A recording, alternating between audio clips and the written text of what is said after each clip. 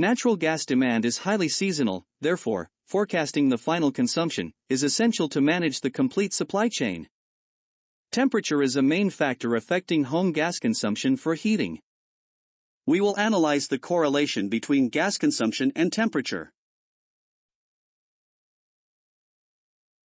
Download this Excel file with examples to your PC from OneDrive. This chart of local consumption during a winter month leads us to believe that one main factor in consumption is ambient temperature. This may be due to its wide use for heating.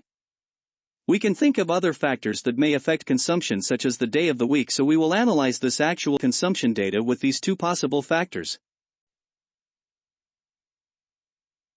We can get the average temperatures of the corresponding geographical area during this period from EMET, Agência Estatal de Meteorologia, in an emet.es.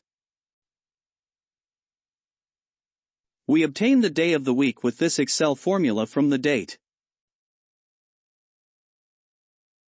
We will use Excel data analysis to compute the regression with output consumption, and inputs day of the week, DOW, and local temperature is shown.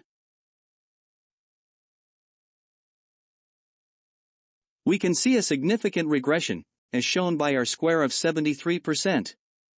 This means that 73% of the variation observed in gas consumption is due to these factors, and in fact just temperature. Looking at the two factors, we notice that the p-value for DOW is 0.92, which means it doesn't affect consumption. There is no significant differences in the consumption of the 7 days of the week. On the other hand, a p-value of 0 for local temperature means a very significant influence in consumption. We will now run the regression analysis removing day of the week. Since we now have one single factor, we are asking Excel to provide residuals, residual plots and line fit plots.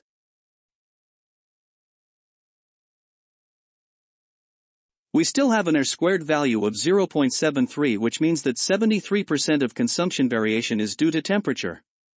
This is also confirmed by p-values of 0 both for intercept and coefficient. This is telling us there is a linear relationship between temperature and consumption, which will enable us to forecast consumption, based on a temperature forecast from EMET. We notice that minus 0.55 means that the slope of the straight line is negative. This means that the higher the temperature, the lower gas consumption. This is what we would expect. Graphically, we can see our formula is a straight line with negative slope. We can compare the forecasted values of this line with the actual values also shown. Here we compare the actual values with the predicted values. Using our previous formula, matching is quite good. Looking at the line fit plot, we notice the actual values differ from the predicted values represented by the straight line. The differences between the actual and predicted values, absolute values, are the residuals. In order to validate this mathematical model, we need to check that the residuals meet certain conditions. The first condition is that residuals are stable a long time. We will check this with an individual's SPC chart. We see no out-of-control symptoms, so it meets this condition. We check for trends in the residuals along the temperature range. No trends are detected. Another condition is that the average of the residuals is close to 0, and they follow a normal distribution. We notice the average is 0 and the p-value of the Anderson-Darling normality test is 0.87, well above 0.05, so it is normal. This validates our mathematical model. To forecast gas consumption in this geographic area, we obtain the temperature forecast for that area from EMET.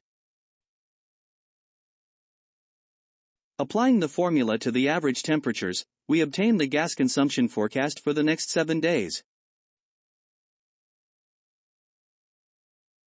This article analyzes other possible factors affecting the gas consumption versus temperature correlation.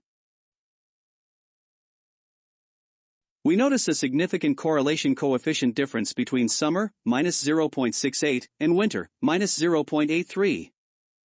In this month of August there seems to be no correlation because the temperature never dropped below 15 degrees Celsius, which means homes did not turn on the heating. There seems to be a threshold around this temperature, where heating starts to be used.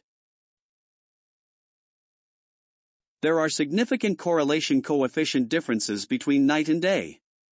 But this could be due to the nights being cooler than days.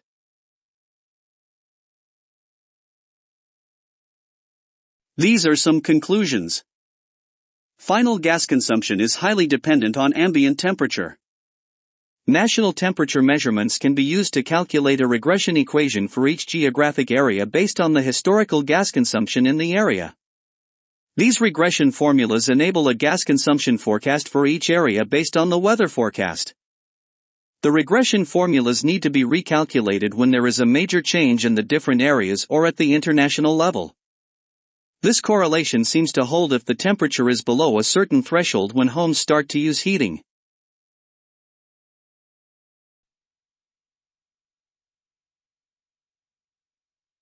You can read this article in Polyhedrica blogspot.